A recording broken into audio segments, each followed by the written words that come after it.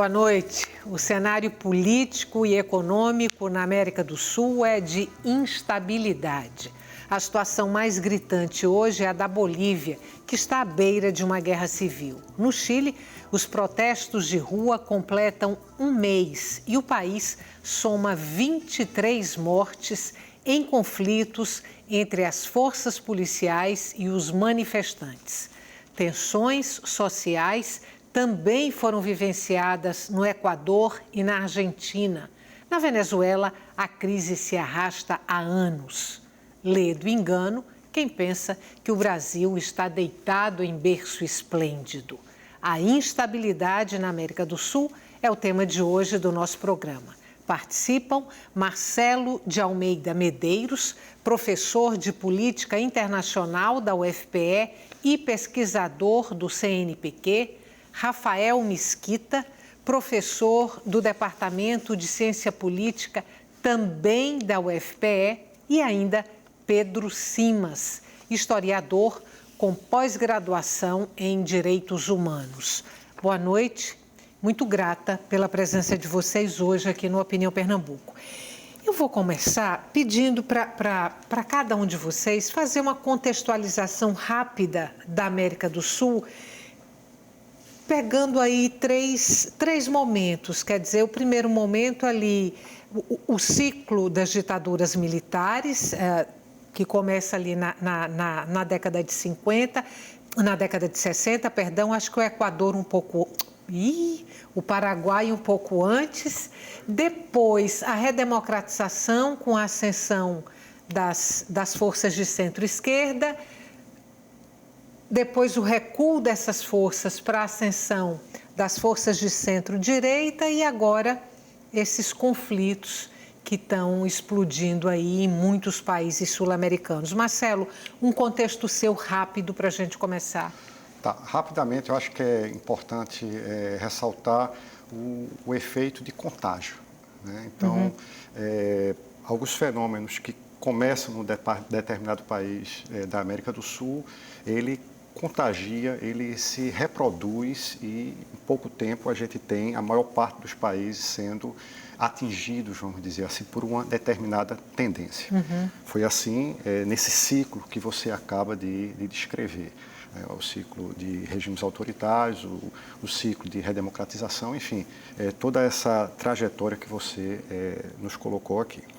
E, para ser breve, eu acho que outra coisa extremamente importante, que eu espero que a gente possa desenvolver ao longo desse debate, é a questão conceitual, né?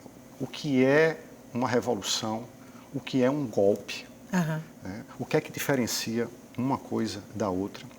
Eu acho que a construção das narrativas são extremamente importantes para a interpretação dos fenômenos que estão acontecendo. E essa questão conceitual, ela não é apenas hoje. Dentro desse espectro que você colocou para nós aqui, já existia esse tipo de debate, né? Aqui no Brasil mesmo, há atores que interpretam 64 como um golpe. Há outros atores que interpretam como uma revolução, né? E isso persiste até o momento de hoje. O que está acontecendo hoje na Bolívia é o quê? É um golpe? É uma revolução? É uma rebelião? Então, há todo um aspecto conceitual extremamente importante que eu acho que a gente precisa tentar, na medida do possível, esclarecer para melhor compreender o que de fato está acontecendo hoje nesse cenário por você descrito e com o qual eu concordo como caótico que encontramos na América Latina. Rafael. Bom, Estela, boa noite. Eu creio que se nós fôssemos tentar dividir em ciclos o que vem acontecendo, talvez seja um pouco prematuro para interpretarmos se os últimos acontecimentos na nossa região configuram como um novo ciclo, mas há alguns elementos que são levam bastante para essa interpretação. O fato de serem quase que sincrônicos, esses protestos estarem acontecendo ao mesmo tempo, mas a gente também vê que eles estão acontecendo de lados opostos das forças políticas. Nós temos tanto movimentos de esquerda quanto de direita tomando as ruas e até algumas manifestações mais amorfas, e alguns casos em que não há uma grande manifestação ou uma ameaça à ordem constitucional, como foi o caso da Argentina. Tratou-se apenas de uma alternância de poder. Então, há bastante heterogeneidade no cenário que nós estamos vendo, embora esteja tudo acontecendo ao mesmo tempo, em um intervalo muito próximo, e isso nos leve, sobretudo, a questionar se nossas instituições na nossa região estão no seu melhor estado, se elas estão sendo submetidas a um teste de estresse, e em quais países elas estão se mantendo de pé e em quais elas já estão sossobrando. Pedro. Boa noite, Stella. Obrigado pelo convite mais uma vez. Eu enxergo que a América Latina, a América do Sul, sobretudo hoje, vive um período um tanto amorfo, diferente. Nós tivemos, historicamente, um comportamento polar, eu diria, melhor dizendo, uma mudança, a direita chegando ao poder pós Segunda Guerra Mundial, uma onda de golpes militares, na década de 90, como foi dito já, uma onda de esquerda, um estressamento do modelo neoliberal, mas hoje nós temos em alguns países à esquerda, o centro-esquerda chegando ao poder, alguns outros à direita, os conservadores chegando ao poder, o que me faria até associar com um período ali na fronteira entre o século XIX e o século XX, o período do caudilismo, claro, não o caudilismo sendo implantado hoje, mas eu diria uma polarização, alguns países adotando modelos mais conservadores, alguns países adotando modelos mais populistas. Enxergo que hoje a América Latina vive um cenário que ainda não é tangível, tangenciável, mas que muito me lembra esse início do século XX. Eu queria trazer uma questão, ainda sem a gente particularizar a questão do Chile, a questão da Bolívia, o Equador, que há pouco tempo também passou por um estresse social muito grande. Mas eu queria ir pegando essa sucessão de acontecimentos, e você falou, Marcelo, de uma certa contaminação. A minha pergunta para vocês é se é a região, e aí falando da América do Sul, se é ainda uma região muito vulnerável a ingerências estrangeiras. A gente viu isso ali na sucessão de golpes militares. Eu me pergunto se hoje ainda somos vulneráveis a ingerências e interesses estrangeiros. Se esses interesses, se porventura eles existirem, se eles mexem com o termômetro político dos países sul-americanos. Eu acho que bem menos do que aconteceu durante a Guerra Fria, por exemplo, onde havia uma opção ideológica relativamente clara e uma batalha adjacente levada a cabo, vamos dizer assim, promovida pelas grandes potências, à época Estados Unidos e União Soviética, mas levada, de fato, do ponto de vista operacional, por países que se alinhavam com um com o outro. Então, por exemplo, o que aconteceu aqui no Brasil em 1964, houve claramente uma influência muito grande do governo norte-americano. A gente não pode negar também a influência muito grande da União Soviética, por exemplo, no que aconteceu em Cuba. Então, os fenômenos ou as transformações sociais que aconteciam, elas sofriam naquela época uma influência muito grande de potências estrangeiras. Eu não acredito que isso aconteça hoje de forma tão forte como aconteceu no passado. É claro que, segundo a bandeira política do governo, o professor Simas falava governo de centro-direita, governo de centro-esquerda. Então, o governo de centro-esquerda vamos dizer assim, comungam mais ideias com outros países que são de centro-esquerda. Países que podem ser países importantes na arena internacional, como França, Alemanha, Estados Unidos, China e assim sucessivamente. Mas eu não creio que haja, de fato, uma importância tão grande. Particularizando só um pouquinho o caso da União Soviética. Desculpe, o caso da Venezuela. O caso da Venezuela, talvez muita coisa não aconteça porque justamente há um embate entre, de um lado, os Estados Unidos e, do outro lado, a China e a Rússia. O que você fala de muita coisa é Maduro ainda não ter caído. Por exemplo. Então, há um interesse dos Estados Unidos em que o regime caia, e há um interesse de Rússia e China que o regime não caia. Se não houvesse esses interesses explícitos dessas potências importantes no cenário mundial, talvez a história fosse um pouco diferente. Mas o caso da Venezuela eu acho que é um pouco diferente dos demais casos. No caso da Venezuela, talvez isso se cristalize de forma mais clara. No caso dos demais países da América do Sul, eu penso que essa influência ela não é uma variável pesada, ela não é tão importante.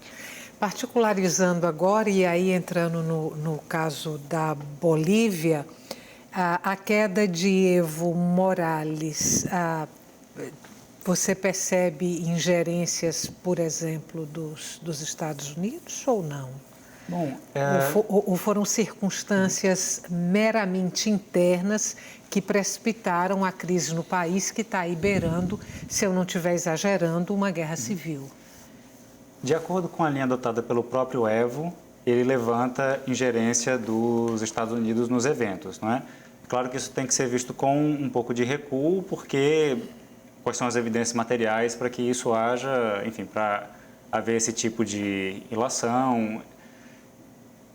Nós poderíamos mais construtivamente analisar o que se desenrola na Bolívia à luz das próprias tensões que têm germinado lá, não é? Nós poderíamos suspeitar mais claramente de uma força completamente estranha ao sistema político intervindo se isso fosse de todo espontâneo, se o sistema ele estivesse funcionando devidamente, sem grandes conflitos e meio que subitamente o eixo começasse a rodar para o outro lado e isso desestabilizasse o regime. No caso da Bolívia, talvez haja oportunidade para a gente visitar novamente, mas com mais vagar, a gente vê que a gestão de Evo tem acumulado alguns atritos. Desde no início nós vimos realmente que tinha alguns elementos muito preconceituosos, racistas, contra a liderança de um presidente Aymara, e eles nunca foram propriamente processados. Essa oposição permaneceu. Então, o caso da Bolívia, me parece, muito dele pode ser explicado pelas próprias tensões dentro da realidade boliviana. Uma polarização e um antagonismo que nunca se processou devidamente e chegou, digamos assim, a um clímax dramático, como é o episódio que a gente está vendo agora. A Rússia tem negócios dentro da Bolívia, não tem? E não se mexeu nesse processo de crise que culminou com a derrubada de Evo Morales? Bom, a princípio a gente não tem indícios da Rússia se pronunciando deliberadamente contra esse processo, mas houve sim já anúncios, né? Na semana passada, o secretário de Estado chegou a dizer que havia uma possibilidade de golpe, indícios de um golpe militar dentro da Bolívia. E se a gente olha, né, toda a trajetória desse processo que leva ou à derrubada do presidente da Bolívia ou propriamente a renúncia dele, eu encontro um desgaste muito grande do governo dele que se alinha a um processo que talvez seja mundial. A gente observa, por exemplo, uma classe média urbana, de direita, conservadora, cristã católica ascendendo em várias partes do mundo. A gente encontra isso na Áustria, por exemplo. A gente encontra isso na Itália. A Bolívia é um reflexo aqui local. A Argentina foi um reflexo com o Macri, Maurício Macri.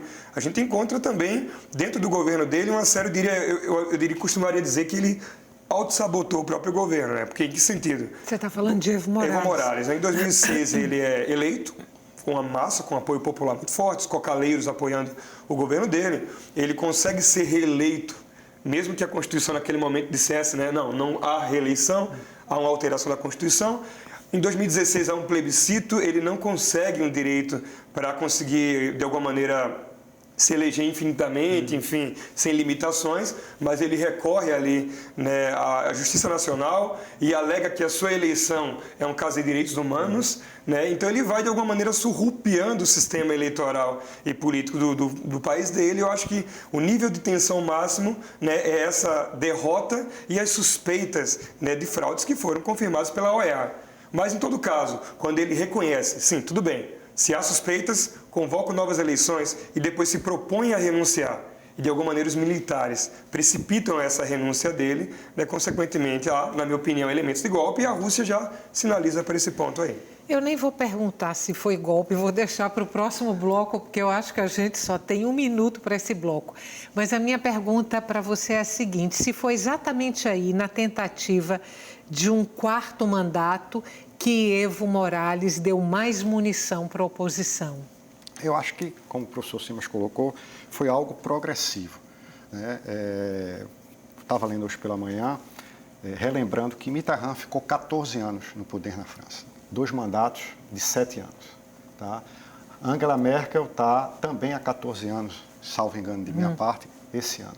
Então, a longevidade ela não é um problema desde que ela seja constitucionalmente avalizada. Ninguém nunca questionou a França por ter um presidente durante 14 anos, nem a Alemanha por ter uma chanceler durante 14 anos. O problema de Evo Morales é essa tentativa sistemática de querer se prorrogar no poder de forma um pouco contestável.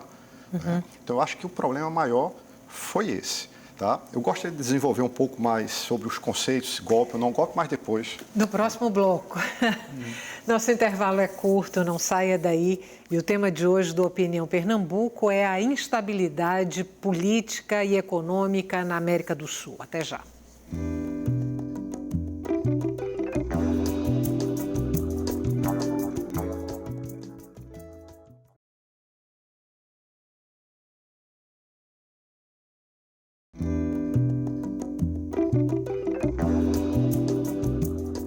Estamos de volta com Opinião Pernambuco. A instabilidade política e econômica na América do Sul é o tema de hoje do nosso programa. Participam Marcelo de Almeida Medeiros, professor de Política Internacional da UFPE e pesquisador do CNPq, Rafael Mesquita, professor do Departamento de Ciência Política também da UFPE e ainda Pedro Simas, historiador com pós-graduação em Direitos Humanos.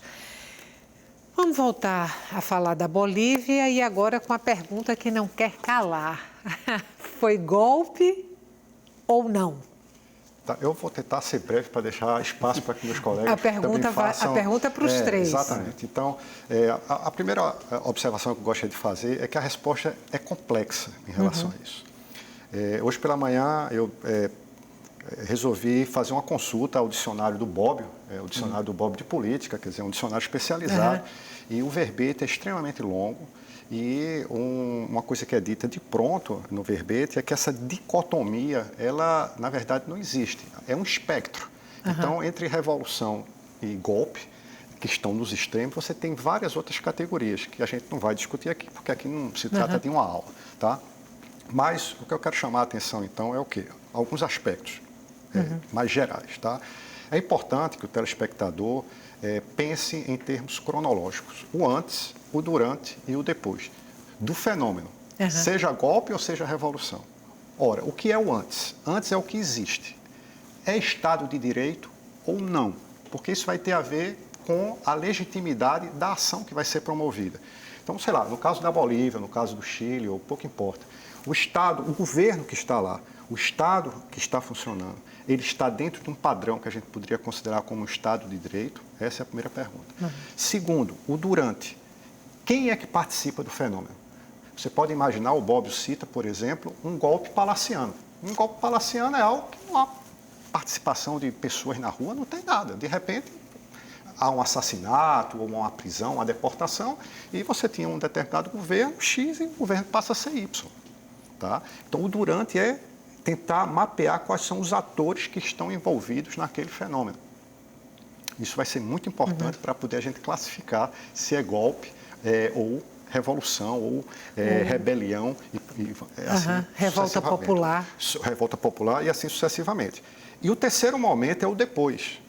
Tá, então teve o antes, o durante. O depois significa o quê? O quão mudou. O quanto aquele fenômeno promoveu mudanças ou não. Porque muitas vezes você troca 6 por meia dúzia. Então, isso, na classificação proposta por Bobbio, isso não é revolução. Tá certo?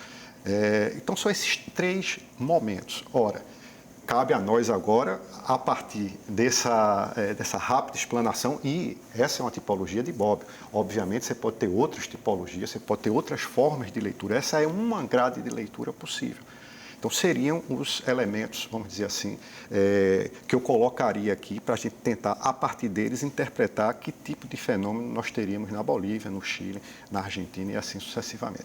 Mas eu vou deixar que meus colegas se pronunciem para não monopolizar a palavra. Rafael. Bom, ok, pegando a deixa do professor Marcelo, eu acredito que o mais útil, para a gente poder analisar onde se encaixa o caso boliviano, é a gente ter um diapasão mais largo e entender o fenômeno que aconteceu não pontualmente, os protestos que vêm acontecendo ao longo do mês, porque eles são uma resposta há um movimento que ele próprio era, em sua natureza, antidemocrático ou ameaçava de alguma maneira as bases institucionais.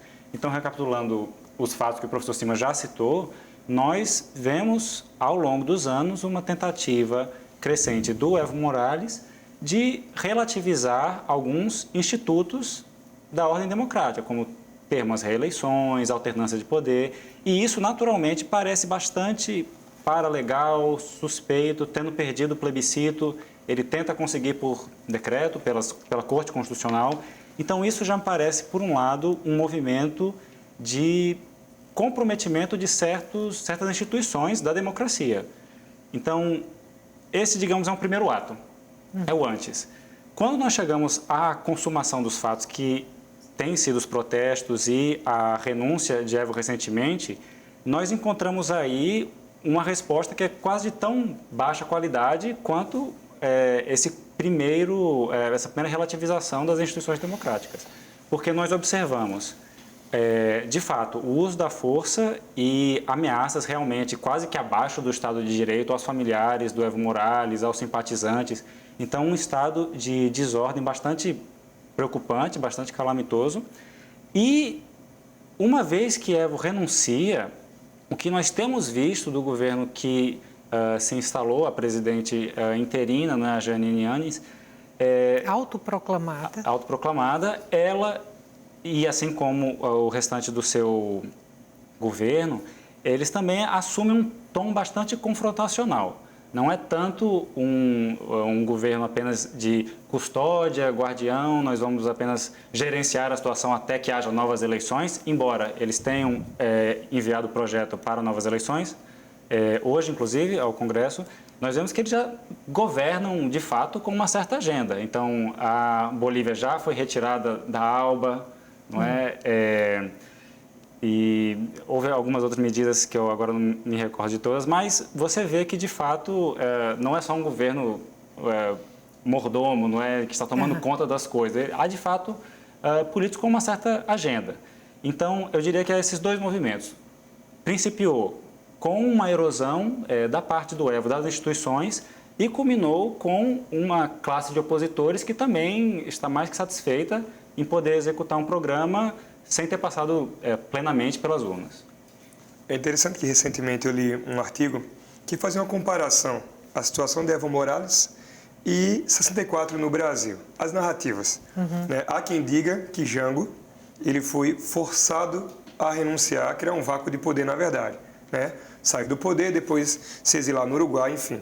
Há quem diga que não, na verdade foi uma decisão dele, né? E nesse vácuo, naturalmente, a linha sucessória, Ranieri Basílio, acaba assumindo tudo dentro da lei. E que, na verdade, se houve um golpe, houve com Costa e Silva, com a linha dura ali, os anos de chumbo, propriamente.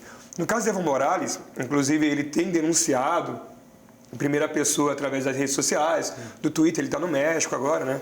O Obrador deu acolhida, ele tem dito o tempo inteiro o seguinte: bom, a minha linha sucessória inteira renunciou, mas renunciou porque nós fomos forçados pelos militares a renunciar. E aí, rogando um pouquinho as palavras de Bobbio também, Bobbio fala que um golpe de Estado ele acontece por algum instrumento do Estado também. Então, qual seria esse instrumento do Estado? Os militares. Os militares, eles abrem mão de servir ao presidente e à Constituição e ameaçam esse presidente, dizendo não estamos mais em sua defesa.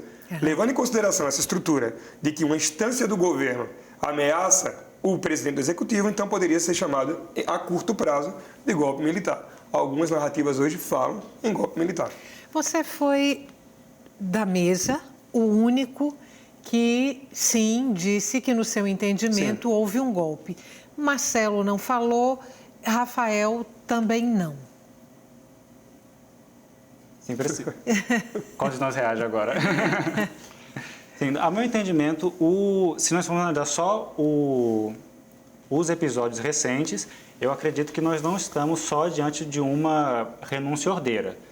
De fato, nós temos uma omissão muito deliberada da parte das Forças Armadas que deveriam zelar por manter a ordem. E isso, naturalmente, com a intencionalidade de promover os opositores de Evo Morales não só a serem guardiões ou tomarem conta do governo, mas a governarem, de fato. Mas eu acredito que o diagnóstico da situação boliviana ele não reside só no episódio que aconteceu hoje. Se formos analisar ele apenas nesse instante, eu concordaria que ele está mais para o lado, no espectro entre golpe e simplesmente ruptura democrática, institucional, tenderia para o lado do golpe, porém eu acredito que é importante ver que no começo nós já temos um desgaste do sistema político que leva a esse estado de exceção. Mas certamente não é tão inocente quanto apenas uma renúncia ou fortuita do governante. O meu pronunciamento, né, como você está cobrando. Veja bem, eu falei dos 3 estágios. Eu acho que é muito importante o último estágio que a gente não conhece ainda. Tá? Mas aí, diante desses fatos, retomando o próprio Bobbio, ele diz o seguinte: a Revolução bolchevista foi um golpe. Foi um golpe, ele diz isso. Agora, por que se fala em Revolução Russa ou Revolução Soviética? Porque depois houve uma transformação completa do sistema. Então a Rússia saiu, a Rússia czarista se transforma, vamos dizer assim, na União da República Socialista Soviética, que era um sistema político completamente distinto. Aí se rotulou como, ninguém fala do golpe de Estado russo. Importante que na Rússia, elementos do Estado contribuíram com a derrubada do Nicolau II. A própria Marinha se coloca contra o imperador na época. Então, um elemento institucional derruba o rei. Seria um golpe de Estado. E no próprio Brasil, em 1930, há essa dubiedade também. Em 1930, Vargas chega ao poder. Foi um golpe ou uma revolução? Ele dizia que era uma revolução. Tanto que costumava dizer que tudo que ficou para trás era uma república velha. Nós somos o novo. Revolucionários. Mas se a gente observar, houve elementos do tenentismo, do próprio exército que contribuíram com a derrubada de Júlio Prestes, o Astor Luiz. Pode ser chamado de golpe também. Depende da narrativa, né? É porque a expressão golpe, ela é semanticamente muito carregada negativamente. Né? A narrativa positiva é a narrativa da revolução. Isso aí traz embutido, de uma certa maneira, a liberdade, a legitimidade e uma série de outros conceitos que são positivos no nosso imaginário. Mas se você for fazer uma análise técnica, como o cientista político se propõe a fazer, e é isso que Bobbio faz, então, se você diz que o golpe de Estado é definido como o professor Simers rapidamente descreveu, então, a gente pode talvez interpretar o que aconteceu na Bolívia, por enquanto, como um golpe, porque foi algo que destruiu o regime em voga. Agora, Rafael ponderou, dentro desse espectro que eu coloquei inicialmente, que se a gente pensa em termos de legitimidade, talvez os militares tenham se posicionado dessa forma. Por quê? Porque o regime já vinha sendo corrompido há algum tempo. Então, na visão desse corpo do Estado, que são os militares, isso não seria um golpe, porque a ação estaria imbuída de legitimidade, estaria tirando uma pessoa que, sim, essa pessoa, no caso Evo Morales, estava corrompendo o sistema por dentro, através dessas ações não muito claras de querer se perpetuar no poder e assim sucessivamente. Enfim, a coisa não é muito preto no branco. Né? Eu acho que há uma zona cinzenta aí, a gente quer forçar às vezes, mas infelizmente talvez não tenhamos ainda os elementos necessários para classificar de forma rigorosa, vamos dizer assim, se é golpe ou revolução. Eu posso fazer só um comentário? Eu acho que, embora a decisão do uso do vernáculo mais apropriado seja um pouco fugidia, uma coisa que é bastante consensual é que a Bolívia representa um caso de interrupção democrática. Um dos pressupostos que a gente tem dentro de um sistema democrático que funcione é uma alternância não violenta do poder. Inclusive, o próprio Bobbio é que vai capitanear essa definição bastante mínima, não é? Se não há derramamento de sangue na transição de poder, você tem uma democracia que minimamente funciona. A Bolívia não está vivendo essa situação hoje.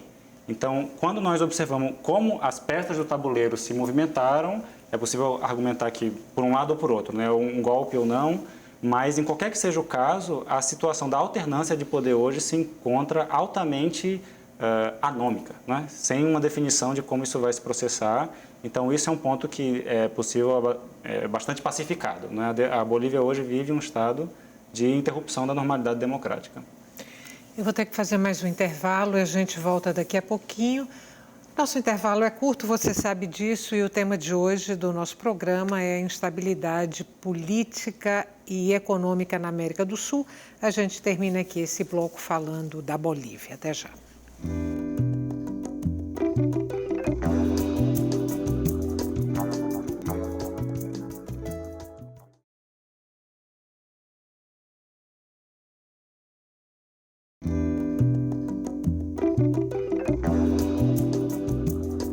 Estamos de volta para o terceiro e último bloco do Opinião Pernambuco. A instabilidade na América do Sul e os protestos de rua que sacodem países como a Bolívia e o Chile são o tema de hoje do nosso programa. Participam Marcelo de Almeida Medeiros, professor de Política Internacional da UFPE e pesquisador do CNPq, Rafael Mesquita, professor do Departamento de Ciência Política também da UFPE, e ainda Pedro Simas, historiador com pós-graduação em Direitos Humanos.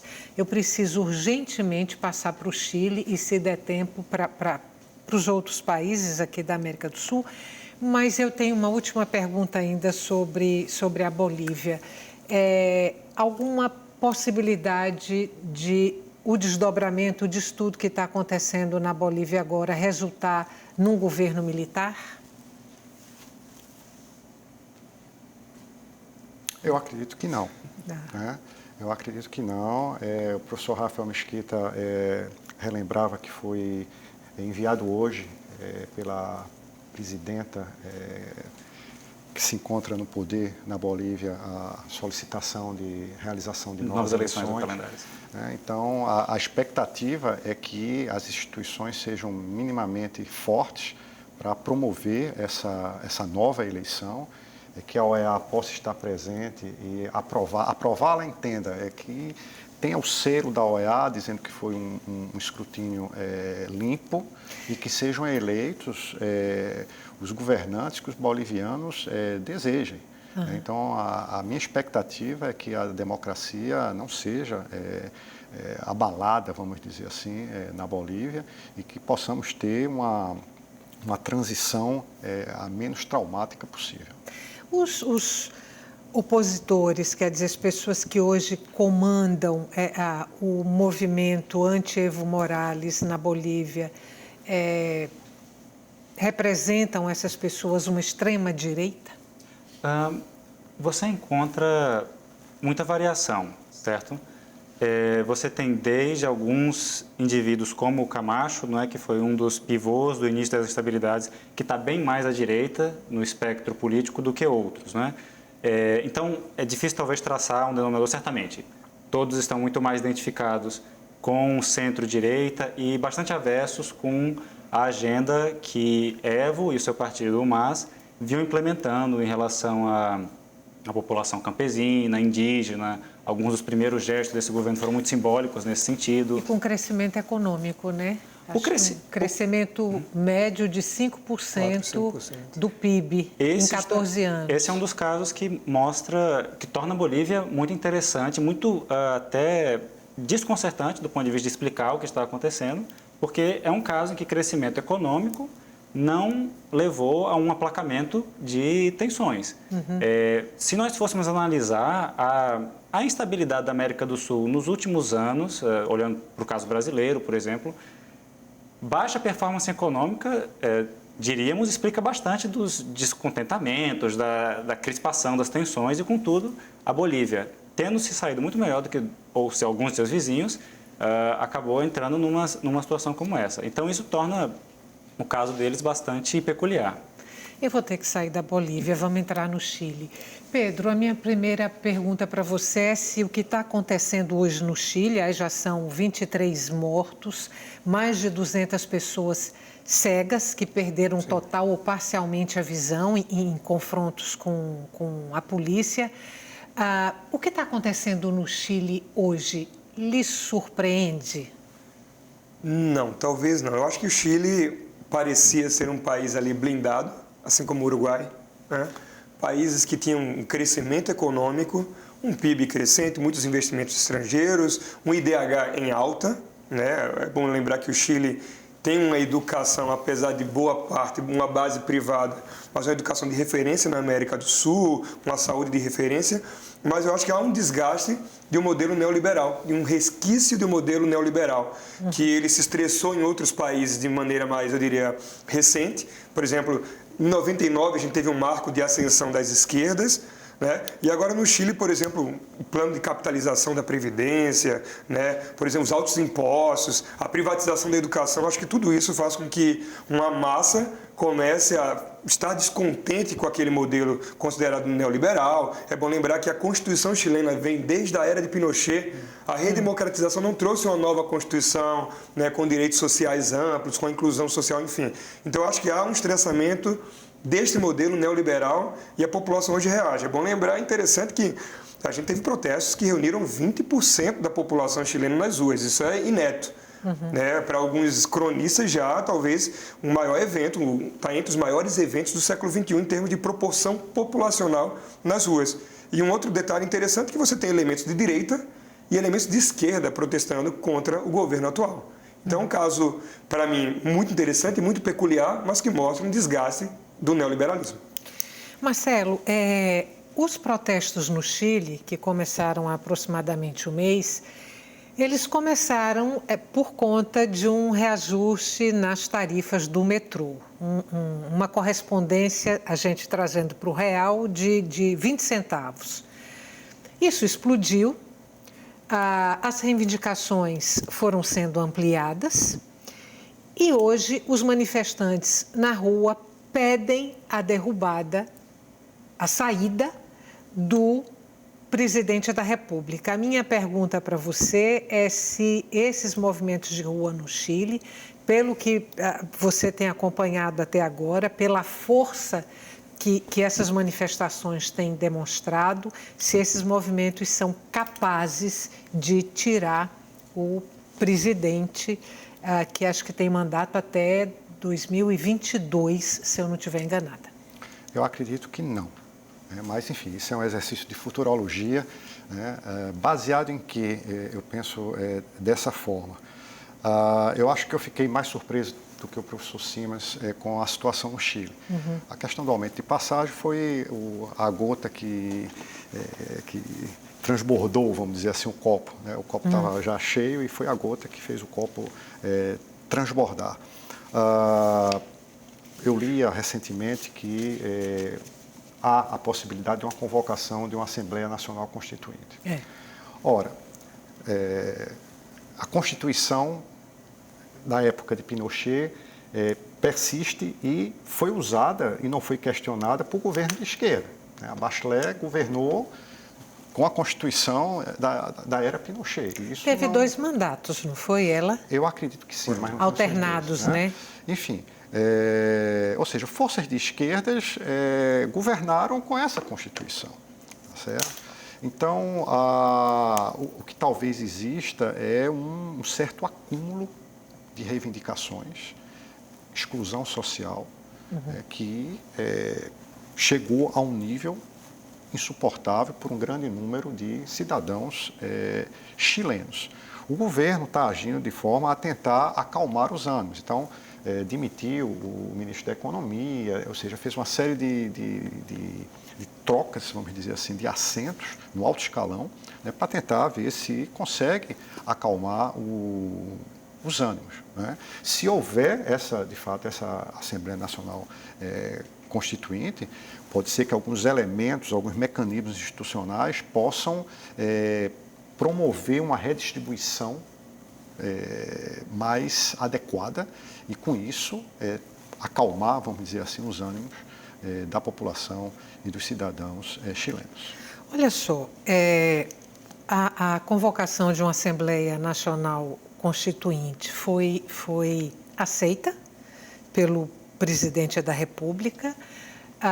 Ele revogou lá o aumento das passagens, que deu início a tudo, fez uma série de concessões do ponto de vista dos direitos sociais, inclusive, se não me engano, um aumento de 20% sobre as aposentadorias, mas nada disso para as ruas. Por quê?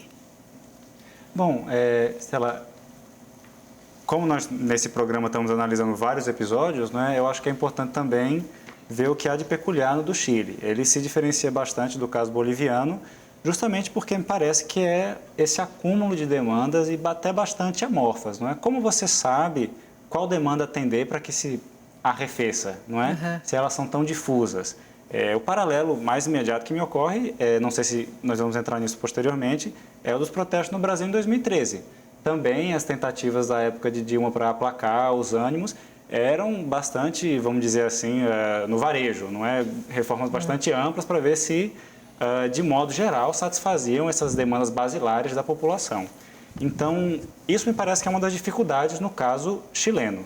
O fato de ser uma pauta difusa permite, por um lado, uma grande massa, um volume muito grande de atores, porque justamente eles podem federar vários interesses, mas também não lhe dá um interlocutor certo. Não é possível saber a quem se dirigir. No caso brasileiro, nós sabemos que essas insatisfações difusas culminaram no impeachment de Dilma, não é? Porque essas insatisfações eventualmente encaixaram-se em linhas partidárias. Então, resta ver se no Chile as ruas, não é, que por enquanto são mais gerais, amorfas, vão também se encaixar em linhas partidárias e vão dar satisfeita quando houver uma alternância de poder de um representante por outro, ou se a instabilidade vai continuar sem ser processada. Eu vou trazer aqui, aí vou trazer para você, Pedro, que está agora com a palavra. Cláudio Bravo, goleiro da seleção chilena, ele tuitou o seguinte: privatizaram nossa água, luz, gás, educação, saúde, previdência, medicamentos, estradas, jardins, o deserto do Atacama, o transporte. E aí ele pergunta, falta mais alguma coisa? A minha pergunta para você, pegando aqui como inspiração essa tuitada do goleiro da seleção, bom goleiro. Da seleção chilena, é se, pegando o receituário aí do ministro da Economia brasileira, Paulo Guedes, se nós somos ou se poderemos ser amanhã o Chile. Pergunta difícil, mas uma talvez futurologia que eu vou ter que exercitar aqui. Talvez sim. É como anteriormente eu tinha dito, há um estressamento do modelo neoliberal. Há quem diga que não existe neoliberalismo, que esse conceito não é aceito, não é unívoco, mas neoliberalismo enquanto privatização, enquanto menos Estado, enquanto mais iniciativa privada. O trecho aí que o goleiro, né, a descrição dele é muito clara. Né? A gente quer mais Estado, a gente quer mais distribuição social, a gente quer mais inserção. Nós passamos por um processo no Brasil em que temos narrativas dizendo, bom, chega de Estado garantista. Durante muito tempo o Estado foi garantidor demais e olha onde nós chegamos, olha o rombo, a dívida que o Estado acumulou. Então, acredito que se nós seguirmos a mesma receita do Chile, talvez sim, daqui a um tempo, quando começarmos a sentirmos esses efeitos, a gente passa por esse processo. Mas, assim, hoje eu vejo uma ala muito forte e crescente no país, desejosa por um Estado menor.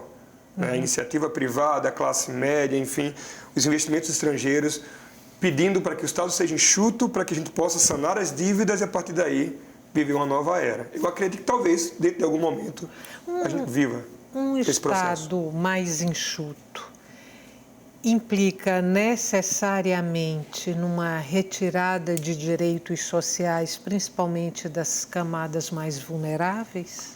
Eu acredito que não. Sobre privatização, eu tive uma experiência, uma vivência, que eu sempre gosto de relatar, é muito breve. Nós que somos mais velhos, lembramos da época... Nós não. Enfim, eu que sou mais velho... Passo uma régua. Não posso colocar os meninos aqui, né? Eu que sou mais velho, lembro muito da TELP, Telecomunicações de Pernambuco. Você tinha maior dificuldade para ter acesso a uma linha telefônica aqui no estado de Pernambuco, aqui no Recife. Tinham pessoas que tinham 3 linhas e alugavam linha de telefone. Então, isso em 1985, 86 era assim. Eu tive a oportunidade de morar um tempo na França e quando eu cheguei lá na França, aluguei um imóvel e aí depois disse, quando é que você quer que venha a pessoa aqui para ligar a água, a luz e o telefone? Aí água e luz eu entendi, mas telefone é assim na hora aqui? É assim na hora aqui. E a minha realidade aqui era outra, tá certo? A privatização da telefonia aqui no Brasil foi algo, na minha leitura, algo extremamente positivo. Hoje todo mundo tem um telefone celular. Você está dando um exemplo. Estou dando um exemplo. Um exemplo, uma coisa muito pontual, bem-sucedida. Bem-sucedida. Onde é que eu estou querendo chegar? É que se for bem-sucedida, cabe ao Estado fazer com que a privatização seja bem-sucedida.